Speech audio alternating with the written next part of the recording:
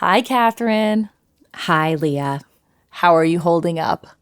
I feel pretty shattered from the results of the election.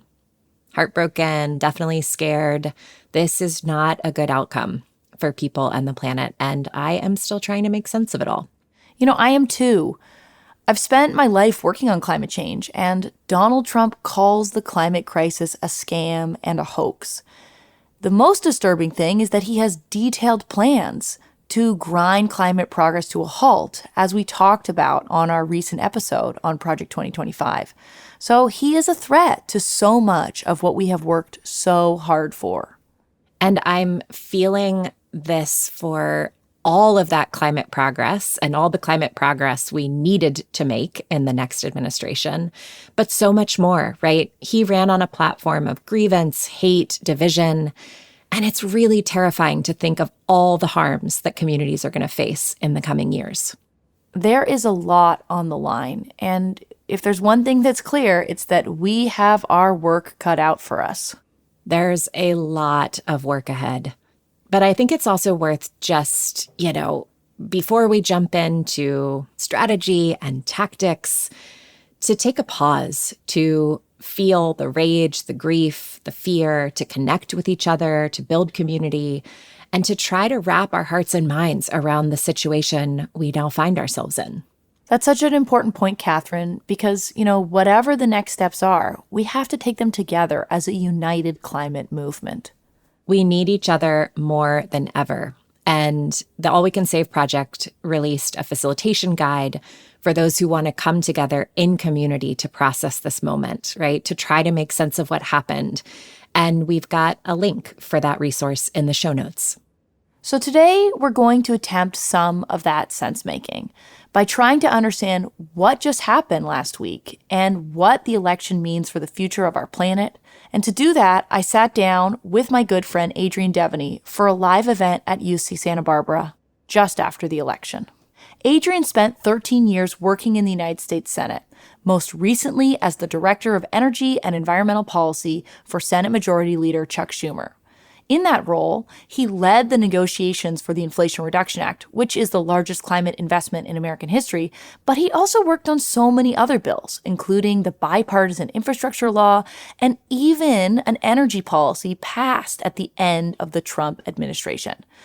Since leaving Congress, Adrian has founded Climate Vision, which works with nonprofits and businesses to help figure out what's next when it comes to climate policy. I feel like Adrian was one of the very best people to sit down and have this conversation with, Leah, because he helped deliver the biggest policy wins of the last decade. And he also worked in Congress during that first Trump term. So he probably knows better than anyone how climate action gets done and undone in Washington. So in this episode, Adrian and I take a deep dive into what a second Trump term will mean for climate policy, how we can continue to make progress even with him in office, and defend the wins we have worked so hard for. Let's get into it.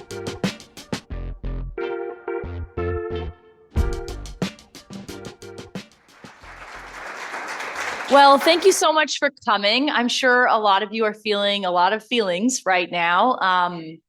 You're going through the stages of grief. And of course, because we live in Southern California and there was a red flag warning, there's also a fire happening on top of everything else. So I just want to say that we're very grateful for you to be here.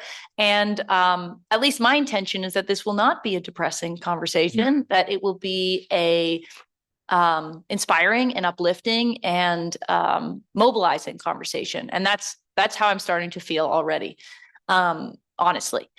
That being said, the things that we're going to talk about today are climate policy. That's what Adrian and I fixate our lives towards. And funny enough, Adrian and I have known each other for 15 years because in 2009, we met doing a summer internship at Resources for the Future, an environmental economics think tank in DC. So we've been doing this a long time. That's why we have gray hairs now. But there are lots of people who dedicate their lives to other issues that really matter, like a woman's right to choose, like undocumented people's rights in this country, like our democracy. And those are things that are under deep threat right now. When we hear people talk about a national abortion ban or mass deportations or undermining our bedrock democratic institutions, those are very scary. And the next 4 years are going to be very challenging, particularly the next 2 years is what I would say, because we will have a midterm election where the Senate map is quite good for the Democrats. So I don't want to minimize any of those things. We're going to talk about the climate part of this equation, which I know is what so many people here also spend their lives devoted to. And I think that there will be some really devastating losses in that fight in the next 4 years, but I am not 100% gloom and doom. I mean that honestly. And that's not just my mental orientation. I think that there's lots of potential in this scenario as well, even while I mourn all the other things that I don't really see a lot of potential for, like women's rights and immigration and things like that. So the stakes are very high right now, and I don't want to minimize that. But what I want to do today with you, Adrian, is we're going to go on a 5-year journey, okay? We're going to time travel, and we're going to start here in the last 72 hours of the election and try to understand where we are in this moment. And then I want to take us through to 2029 and what it's going to look like then. And of course, that's when our next presidential election is, and it's probably our next big opportunity for a big climate bill. And Adrian and I are the kind of people who obsess with windows of opportunity for a big climate bill. And so my mind is already on 2029. So I'm going to bring you all on that mental journey with us. And I'm sure we'll get many things wrong because I thought Kamala Harris was going to win a few days ago. In fairness, Adrian did not as much. So, we get things right, we get things wrong, but it's really important to have a vision of where we could be going and not just be paralyzed by grief. So let's talk about what happened this week. I want you to say, Adrian, what do you think this election was about? You and I have obviously talked about this. Adrian made the questionable decision to spend the election with me at my house. And so we had breakfast the next morning and debriefed it. So I want you to share with, Sure. More than just me, what do you think this election was about and some of the stories in your own personal life that point you towards what do you think this election, why it went the way it did? Sure. Well, first of all, thank you for having me here. It's been a real joy to be here with you and to process what has been a very difficult week. I'm sure everyone struggled to get out of bed. And so a lot of appreciation to all of you to even come to this event tonight and to think through all of this with us, because it's a little bit of a heady talk, but it's also an important mechanism for all of us to both process what just happened and also start dusting off and gearing up for the fight ahead of us. And it's going to be a long fight. And look, everyone who works on climate, almost by definition, what you're signing up for is a lifelong commitment to a fight that's going to take a lot of twists and turns and have its dark moments. We're certainly in one of those right now, but there's always going to be new opportunities that emerge for progress, and there's always going to be moments where we have to play defense and do both at all times is the name of the game. So on my own interpretation, for what it's worth, of what just happened. And look, I'm the type of person, well, first of all, I am less optimistically predisposed as Leah is in general. So I'll try to not be too much of a bummer during this talk.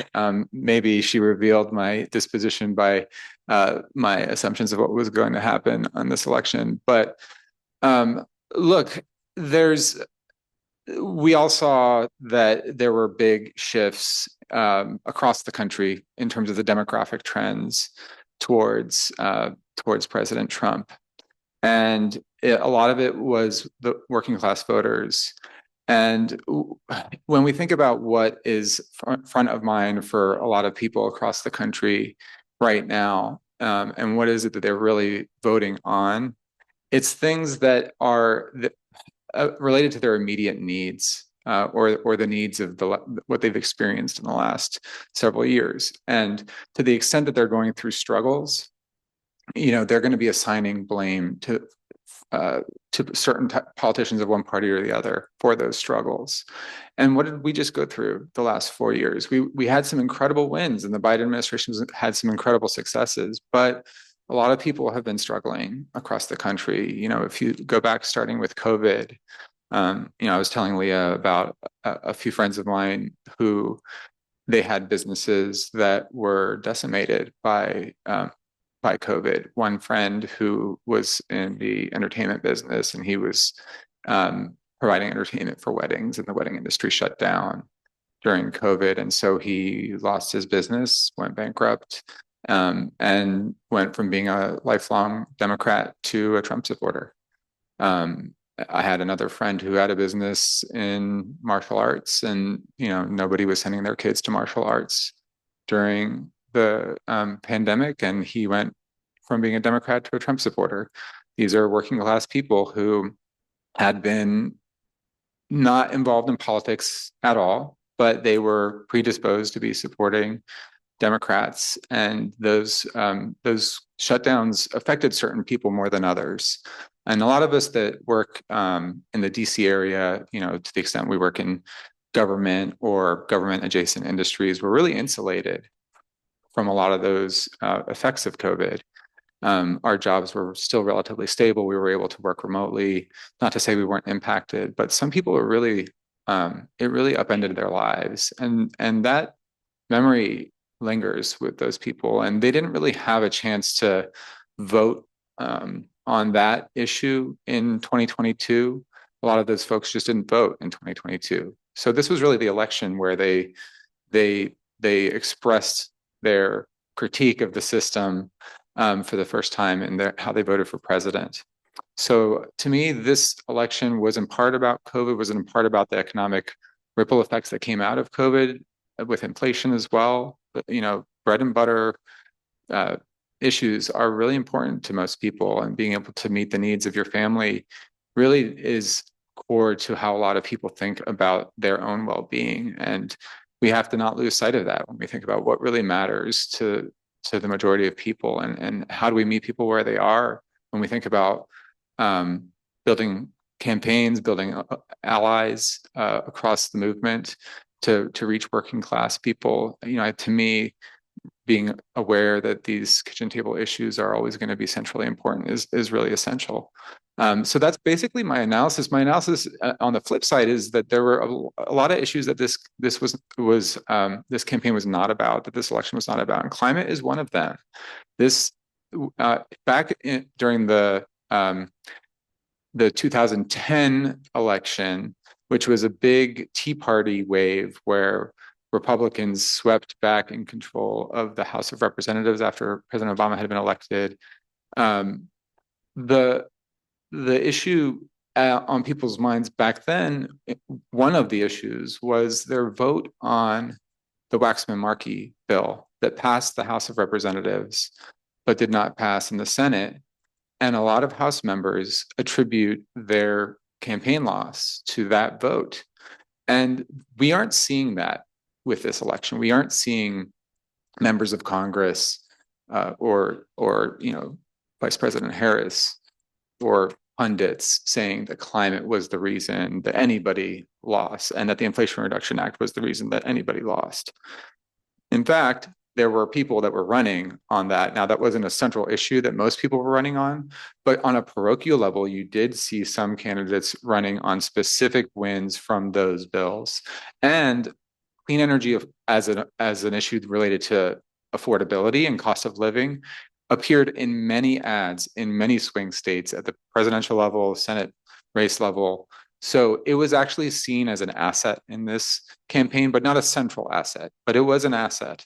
So that means that what we have identified is a formula for success, electoral success and policy design success going forward. And that is a model to build off of. Yeah. And, a really big trend, which I'm sure people have seen, and was certainly the case going into this election, but I wanted to ignore it, is that incumbents are losing around the world. In political science, we have a very canonical finding, which is that incumbents have an advantage. They tend to win. Well, that is not the case this year. And that is because regardless of what party is in power, if it's a left-wing party or right-wing party, people are mad about inflation. And inflation is a global phenomenon coming out of the COVID pandemic. It's a dynamic of the fact that everybody was stuck inside for a while. And then there was a big surge in demand, and all the supply chain bottlenecks created this inflation. So this is something that we're seeing around the world. And what when people say, well, did Harris lose because she was a woman or a woman of color? I don't want to minimize that, but I want to just point out some facts, which is that she actually overperformed in swing states. So the places where she was campaigning, the losses were less bad. And that wasn't just, oh, great, we lost by less. Well, believe it or not, there were critical Senate races in those places, Right. in Michigan, in Wisconsin, in Nevada. I went to bed thinking that we had lost those Senate seats and woke up to the joyous information that we had not. And I think that's very attributable to the Harris campaign work. Definitely. And if she hadn't run, I don't think that we'd be in the same place. And winning those Senate seats is really important because they're on 6-year cycles. So if you lose them, you're not getting them back. In fact, it's slower moving than even the presidency, right? Mm-hmm. So you can feel really sad that we're not going to have a woman president. I know I feel that. But I think you have to remember she was running for like 108 days and Donald Trump was running for 3 cycles straight. And the name recognition, what she had up against her was so hard. It was really hard. And she actually did very well in the macro conditions, which is that every incumbent's getting voted out everywhere. And then the places where she was campaigning, they lost by like 3 points as opposed to the overall 6-point swing. So it sucks that we lost. I mean, I'm a Democrat. I'll just say that personally, but we actually lost by a lot less, and that mattered for the Senate map. So I just want to remind people. The House map as well. And the House map, yeah. Wisconsin, I just point to as a really good case study in how much organizing matters, because that gap was compared to non-swing states where we had a really robust ground campaign, was about a 5-point difference. And Wisconsin was really a case study in one of the best on the ground campaigns in any of the swing states. So the field game matters a whole lot, and we salvaged a Senate race there in large part because of that. Yeah, and if you were somebody who made calls or, went door knocking, like, don't feel that it didn't matter. It actually mattered a lot. Right. And the losses are less bad. The House hasn't even been decided yet. It looks like it's going to go to the Republicans, but by very narrow margins. And these things matter a lot for, how much damage we can see in the next 2 years. So we're time traveling, right? We have to move slightly faster on our trip. Yeah, we'll move faster. We've got 74 days until inauguration, is what you told me yesterday. I assume you're correct. So what do we have to do in the next 74 days? And, different people will have different things to do, but what are you thinking about when it comes to climate progress in the next 74 days? Yeah, so one of the unfortunate aspects of the protracted negotiation of the Inflation Reduction Act, it took a lot longer than it should have, in part because COVID derailed us for a period of time. We had to work on COVID bills. We also had to then do a lengthy negotiation through Congress that was much longer than it needed to be. But what that means is that the Biden administration has had a lot less time to implement that bill than we would have liked. And getting that money out the door is critical, because any unspent money is at risk of not ever getting spent. So you can expect that kind of priority one across all of the federal agencies that received money from the Inflation Reduction Act will be to implement that as quickly as possible and get money out the door. The good news is that they have already been working at lightning speed for federal agencies, which is not really lightning speed, but they're moving as fast as they can. And so they really have gotten a lot of money out the door. Really, I would argue a surprising amount of money out the door for such a short time period. But the pressure they will now be under to move even faster over the course of the next few months is going to be very intense. And you can imagine that a lot of outside groups are going to be really ratcheting up that pressure as well. So that's one thing. There's going to be a regulatory agenda. They've been doing a lot of regulations already on pollution of all kinds, as well as conservation measures.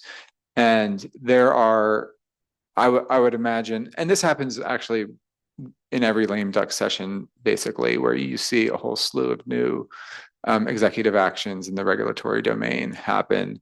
So I'd expect to see a lot of those. Some of that stuff is legacy stuff that customarily a new president would not roll back. Things like national monuments, for example, oftentimes aren't reversed. I wouldn't necessarily assume that President Trump would preserve that custom. He didn't last time. Because he didn't last time. So I think we have some evidence to point to them not necessarily preserving that custom, but the kind of intensity of public attention that it gets and debate and discourse that it has, the more scrutiny it has, the more likely it is to be reversed. The thing is that one thing that people don't realize is that there is so much work that executive agencies do, much of which doesn't ever get any public attention, much of which does not make it into the news.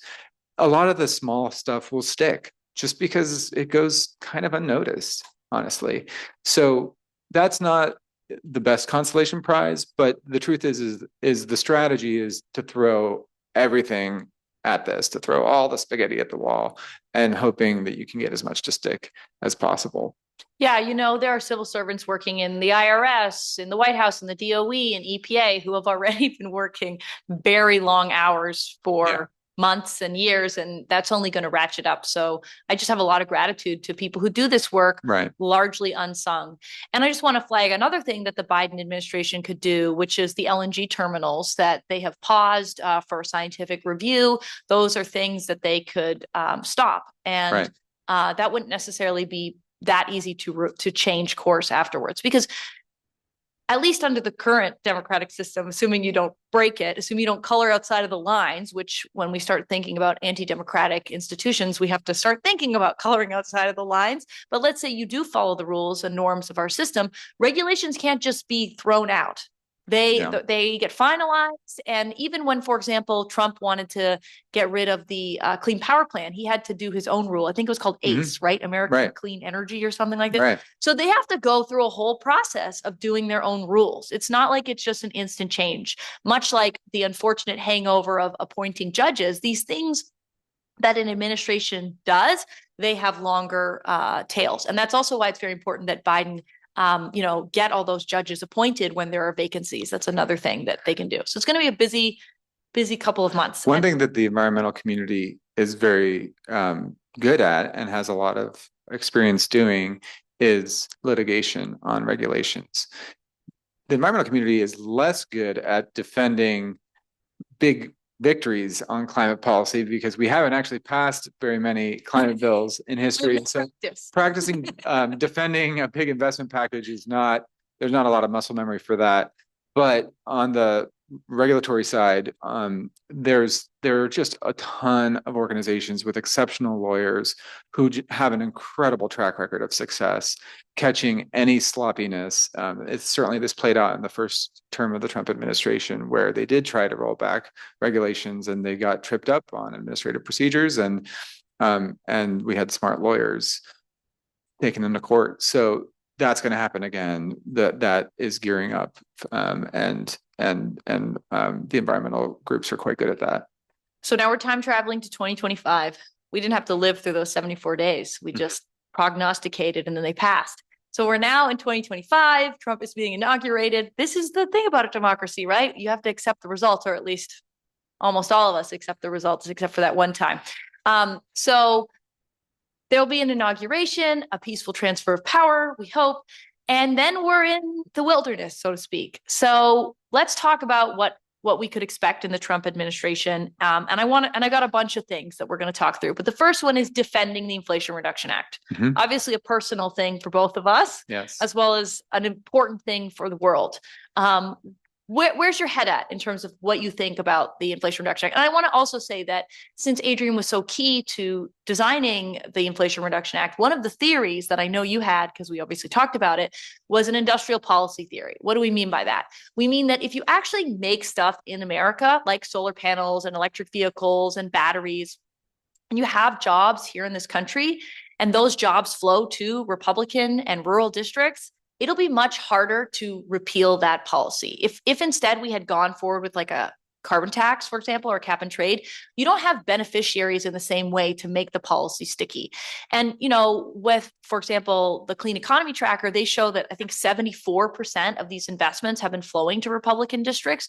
And you already have, I think, 20 members of Congress, Republican House members, saying that they don't want to repeal at least parts of the tax credits under the Inflation Reduction Act. So your theory is at least already to bearing some fruit. But what do you think is really the way to think about defending the progress that we've already made? Yeah. So to build on that, I'll try to not be pessimistic as best as I can. So that kind of growth of political power grows the more time it has to build in the economy. So just to be specific, roughly a little over $270 billion of clean energy manufacturing facilities has been announced across the country as a result of since the Inflation Reduction Act passed. And that's a remarkable number. But of that, only about $80 billion of those investments are under construction. And I don't know that any of them are fully constructed. There's a few that were expansions of existing facilities, so you can sort of count those jobs. But the reason I mention that is that members care a lot, and by members, I mean members of Congress, they care a lot about manufacturing jobs, more than just about any kind of job. When there's a manufacturing facility in your district or in your state that employs 2,000 people, you defend that to the death. That's just the norm in Congress. But those facilities have to be employing those people. And so the promise of those jobs is good, and we will work with what we have. But a lot of those facilities aren't yet built, aren't yet employing people. And so the timing of this and the sequencing, it really does matter, because the faster those facilities get built, the better chance we have to really build a case to members to defend certain policies within the Inflation Reduction Act on a parochial basis, on the basis of protecting jobs in their state and in their district. And that's going to be really important to the stickiness of those policies. There are some members in the Republican Party who do care about climate to a degree, but they care a lot more about cutting taxes, mostly for rich people. And so they're going to need to find ways to pay for that. And so one thing, a question I often get is, well, what about, Republicans that have said we want to protect some of the clean energy tax credits? There was a letter signed by 18 members of Congress, of the House, who generically said, don't repeal the tax credits in the Inflation Reduction Act. And that's all fine and good in isolation. But when they're put in a position to vote for a bill that delivers on President Trump's agenda of tax cuts for the wealthy, and one of the pay-fors for that, one of the ways they're paying for those tax cuts is by cutting the Inflation Reduction Act tax credits, that's a different decision. That's a different calculus that those members will have to make. And so our job playing defense is to make it as hard as possible, having really tight margins in the House. If the House margin is only 3 members or 4 members, then the name of the game is to pick off 3 or 4 members on as many provisions as possible on their side. And so that's very doable for some provisions, and it's going to be really hard for others. But that's how you win. Yeah, what we're going to probably see next year is a tax bill through budget reconciliation, right? Because the Republicans don't have 60 votes in the Senate, and the Trump tax cuts are expiring. And so there will be a big package, like Adrian was talking about. It'll include tax cuts for the wealthy, because that's a really important thing to do. And that was sarcasm. And also, it might include some gutting of these clean energy policies. Right. Now, the one thing is that Adrian and I, having lived trying to get the IRA passed through budget reconciliation with these narrow margins in the Senate, know how hard that was. It is very hard to pass a law in the United States for any party. And again, from political science, what we know is that the system tends towards status quo, towards stasis, that it's easier to not do something than to do something. So just because they have those trifectas with those narrow margins, it's still going to be really, really hard for them to get everybody to agree. I mean, you saw how difficult it was for the Republicans to pick a Speaker of the House and how long they each survived, right? So being able to get all those people lined up is going to be a really challenging thing. And as Adrian said, the name of the game is throwing sand in the gears and trying to get a couple more folks to go with you. And I think a lot about John McCain, for example, who believed in climate change and was actually a climate advocate, going and voting the thumbs down for the Affordable Care Act. And that really, yes. For the repeal of the Affordable Care Act. For the repeal of the Affordable Care Act, exactly. That, they talked forever about how they were going to get rid of the Affordable Care Act. And you can say, well, that was an idiosyncratic moment and it was just one vote and one guy. But that's actually the pattern in political science, that laws are sticky. So, we're going to make it even harder for them. But that's you shouldn't just assume that everything is gone and everything is lost. The grants will hopefully mostly be out the door. And then there'll be the tax credits. And the nice thing about the tax credits is that they benefit businesses. And businesses have unfortunately, louder voice than everyday Americans. And so, they can be there to defend these policies. So I want to also talk about things we could be thinking about proactively. You got some wins during the first Trump administration legislatively. And I know Al Gore, for example, put out a message yesterday saying that, for those of us who work in climate, this is a dark day and there are dark days in any movement, but we also have to think about what progress we can still make. And, for example, are there things that could be done in a bipartisan way? Of course, the bipartisan infrastructure law was done in the Biden-Harris administration in a bipartisan way. And then the energy law was done in 2020 under the Trump administration in a bipartisan way. So right now, it would probably be the Republican trifecta. But what do you think there are opportunities still to make some progress, not just defending against retrenchment and rollback, but also some forward momentum? And I'll just say, too, that Al Gore quoted Martin Luther King Jr. and said that if you can't fly, walk, and if you can't walk, crawl. And so can we crawl at all is the question. Yeah, we can always crawl, and there are it works really well with the timeline of climate action, super well. Yeah.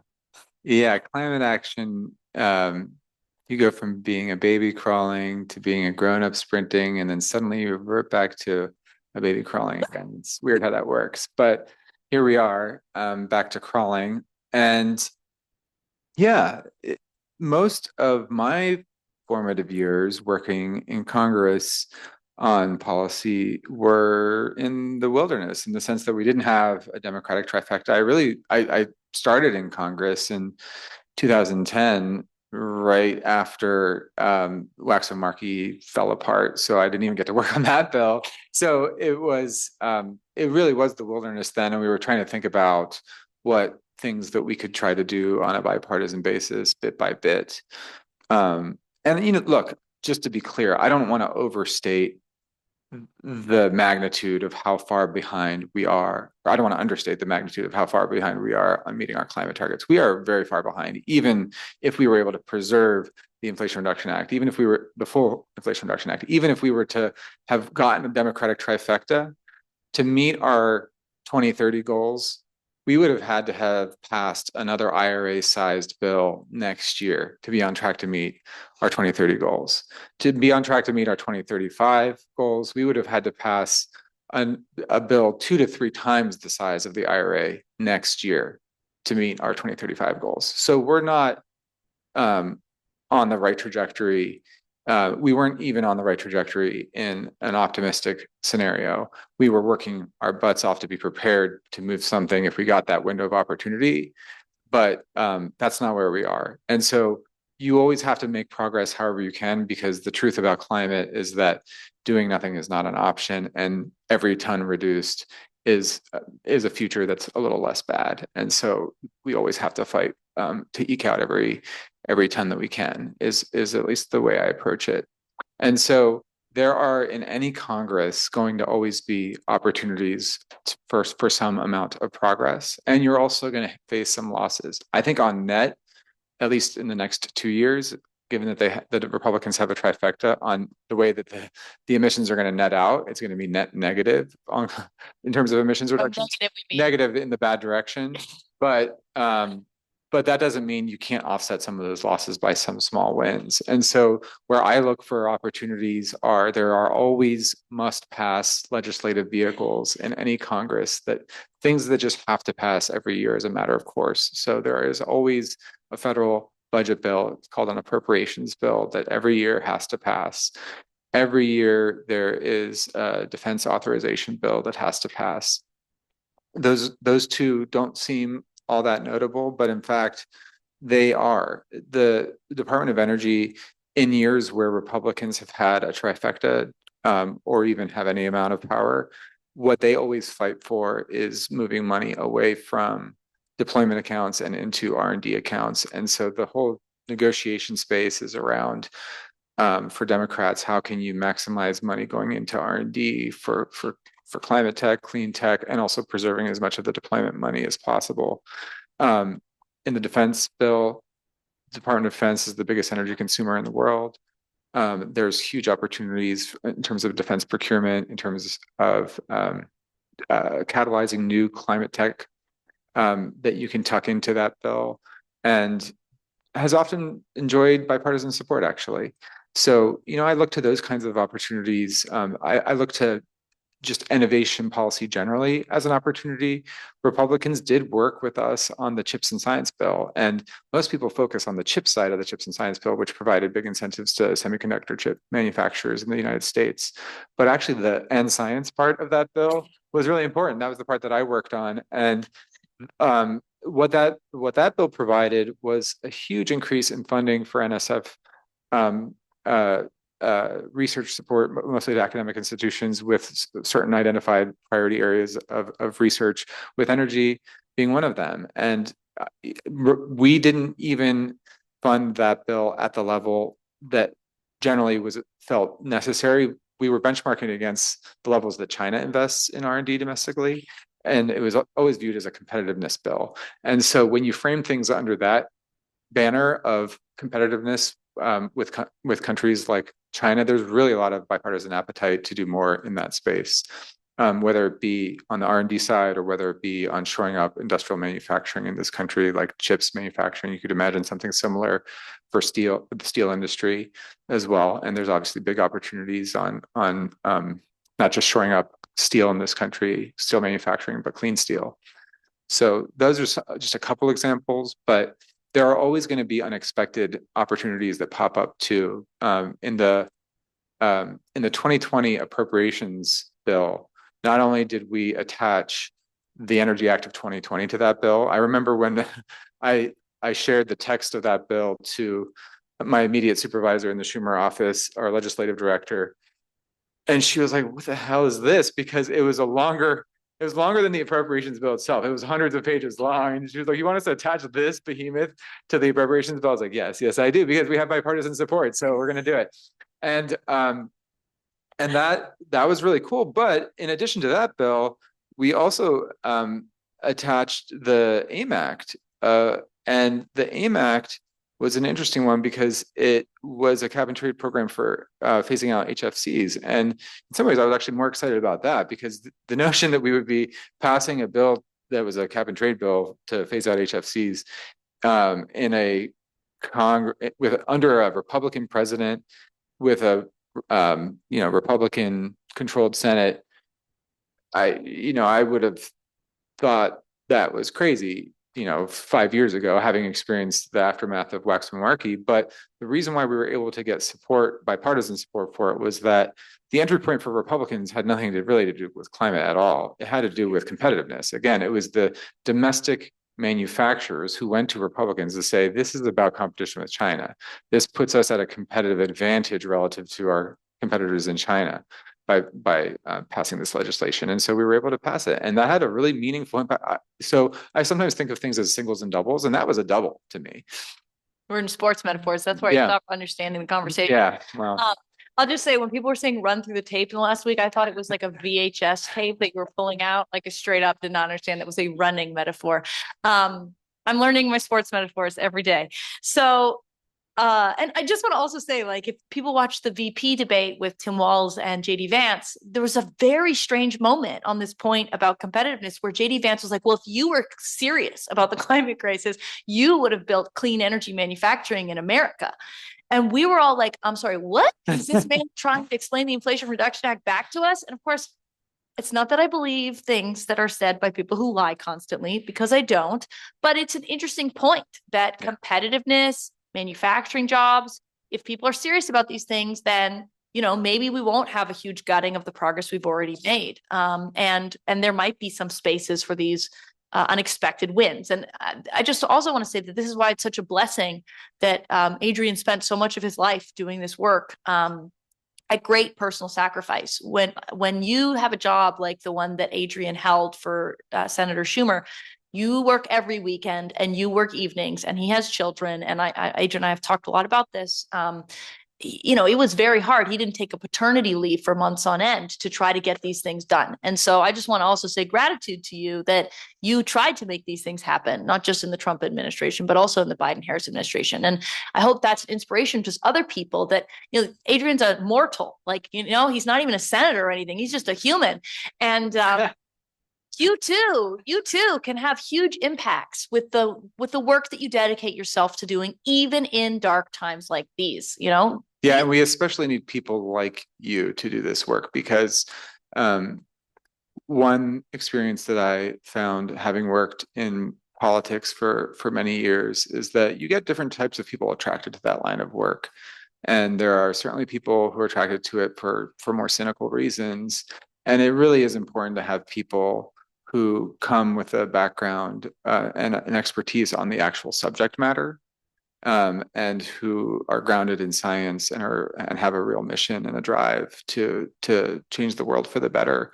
And there are all different types of people who work on climate policy in Congress, even on our side, and people come into it for all kinds of different reasons. And so I always just encourage young people to consider that line of work, even in dark times such as these. In some ways, these are some of the best times to get into it, because often you see an exodus of people leaving. And so it is kind of a window of opportunity to get your foot in the door oftentimes. And really, it's so important to have people who are grounded with a North Star of why you're doing that work, that it's to accomplish this, you know, an actual purpose and to solve the climate, rather than to just amass power or whatever other people's motivations are. This is my master theory of people in DC. Two types of people. One type of people, mission-oriented people. Second type of person, power-oriented people. Adrian is type 1. So we got a couple more decades or years to get through here, and only 13 minutes. Wow, the time travel. It's like Back to the Future. We're going fast in the little car in the 80s. So how do we resist, right? That's another moment that we're talking about right now. Maybe you've read parts of Project 2025. We did an episode of this podcast recently on that. It's a dark document. It talks about gutting the National Weather Service, the National Oceanic and Atmospheric Administration, removing all mentions of climate change from the federal government. What do you think are some of the ways that we can resist those kinds of rollbacks, not just the IRA, but other kinds of damage? Oh boy. I keep trying to figure out how to be positive here. Positivity, it's just a genetic thing. You don't have it. Yeah. Well, a lot of it, I think, is untested, is the real answer. And we don't know what exactly that they will try to do, because Project 2025 is one thing, but the decisions on personnel is they say personnel is policy. And so whether they do bring in the Project 2025 people or not is going to matter. I suspect many of those folks will join the Trump administration, but there will be all kinds of other people. There will be campaign staff from the Trump campaign who will have no idea what they're doing and will make all kinds of mistakes. There will be all kinds of people from different, you know, the Republican infrastructure as it is as diverse as the Democratic infrastructure, in the sense that you get people from all different stripes, and people fall along a broad spectrum of worldviews. It's not monolithic at all. And so you end up seeing things actually happen in weird pockets. So like you'll see a lot of deconstruction and destruction happen very intensely in certain pockets because you will have very capable people who end up getting hired in certain areas of the government, and then very incapable people in other areas. So we're rooting for the incompetent people on the climate file. And like, and just to be a little bit more specific about it, I hesitate to get too specific about it, but Elon Musk is a character in many ways, but he's out there talking about how he's going to start the Department of Government Efficiency. And I find that an interesting concept because it reveals that he hasn't really made any effort into understanding how the federal government works. To start a new department actually requires an act of Congress that would require you can't do that through budget reconciliation, really, though maybe they could try, but even that would be very challenging. It would require spending a lot of money. It would take several years to stand up. It would create a whole new bureaucracy, ironically.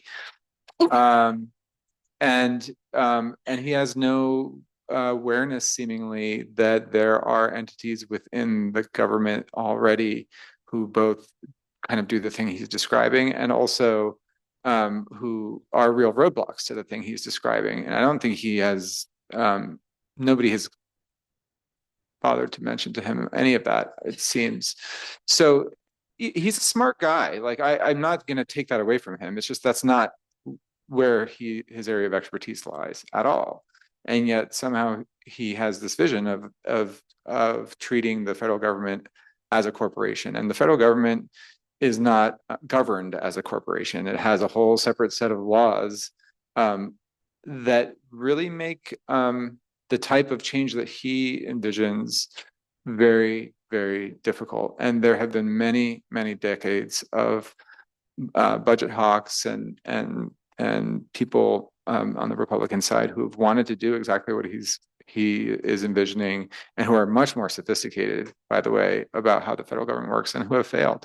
So they're going to bring in a whole range of different types of people, like I said, and some of them will know what they're doing and others won't. Mm-hmm. And so you just can't really know how it's going to play out, but it's going to be chaotic. Yeah, I just also want to remind people that there are very talented lawyers who work at places like Earth Justice and NRDC who, Abby Dillon was talking yesterday about how Earth Justice, which grew a lot in the wake of the 2016 election, defended against all these Trump rollbacks, won 85% of cases where they sued the federal government.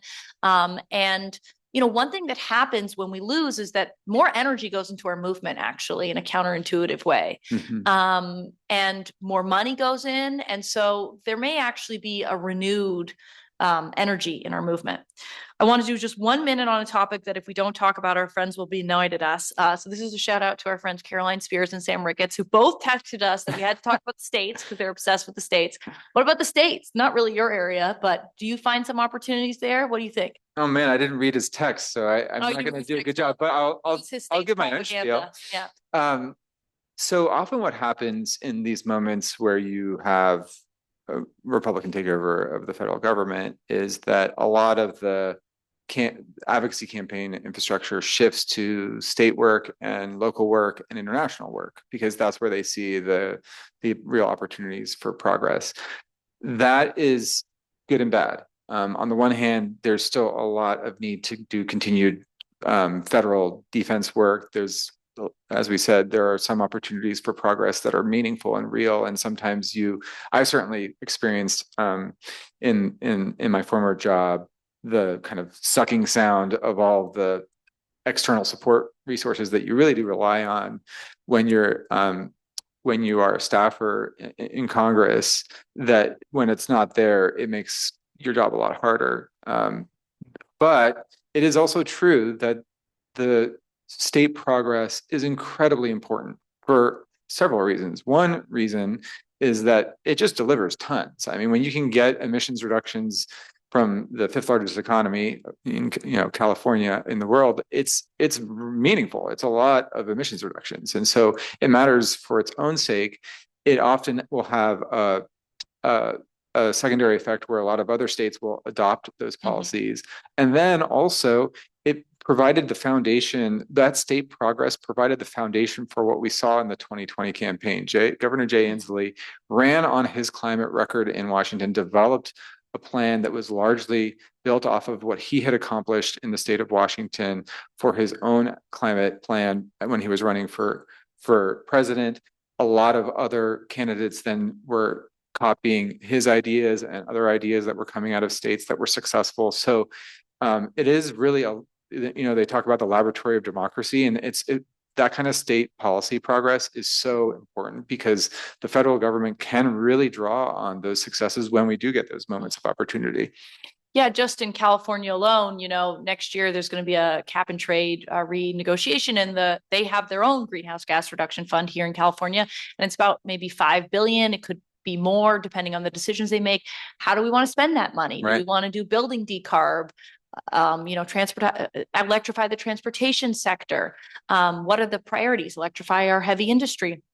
So there's still things that can be done. Okay, we got two more topics we want to cover in 5 minutes. All right. So we're in 2029. We've survived. Wow. We didn't die along the way. It was good. It was like, what is that? The Oregon Trail. Like we didn't get dysentery. None of that happened. We made it. Across the river without drowning. Yeah, we're in 2029. What have we done with our time in the wilderness to allow us to be ready for this hypothetical Democratic trifecta and this big opportunity for a climate bill?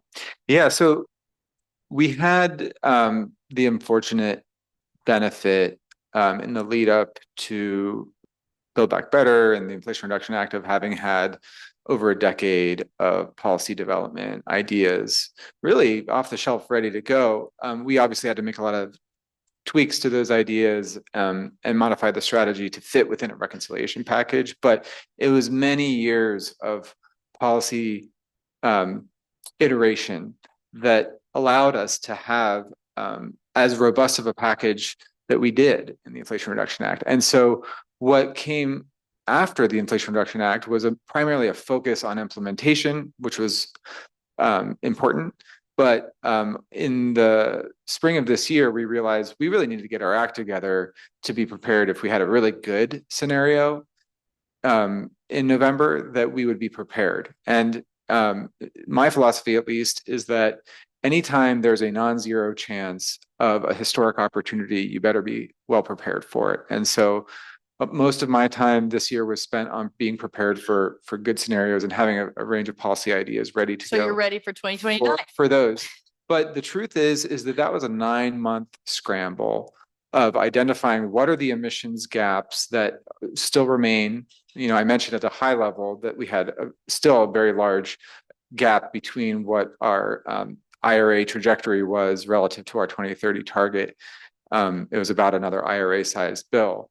But at a granular level, we had to identify what are the specific gaps. In the industrial sector, for example, we were way behind. We did very little in the Inflation Reduction Act on the industrial sector. And so it's not just one policy for the industrial sector. You have to even deconstruct the industrial sector into component parts with policies that can solve for all of the specific challenges within each sector of the economy. And so we really scrambled, and by we, I mean there were a lot of organizations working on this together collectively to try to compile a list of ideas to be ready to move on. But the truth is that there's so much more work left to do on that. So much more good research work to do to really back up those ideas with support about what are the economic impacts of those policies, what are the emissions reduction impacts of those policies. So we got off to a good start. We have a sort of a framework of policy designs to build from, but there's so much more work that is needed to back that up and iterate on that and work with members of Congress, find champions, get them to think about the politics of those ideas, which are essential to getting them done. Mm-hmm. So that usually takes years. That is the normal time frame that we've been accustomed to get these things done. And unfortunately, we now have the benefit of that time frame to work on these. And, we need plans to decarbonize the industrial sector, the building sector. We need to figure out how to decarbonize our schools, something we didn't do at all yet, and now we've got the luxury of time to do it. So, as hard as these next 4 years are going to be, The other thing that I think we have to really focus on is strengthening the climate movement. And one thing I think a lot of people are talking about in the wake of this election is how we treat each other as people, even people we disagree with, right? The stories that you opened with your friends who went from being Democrats to Republicans.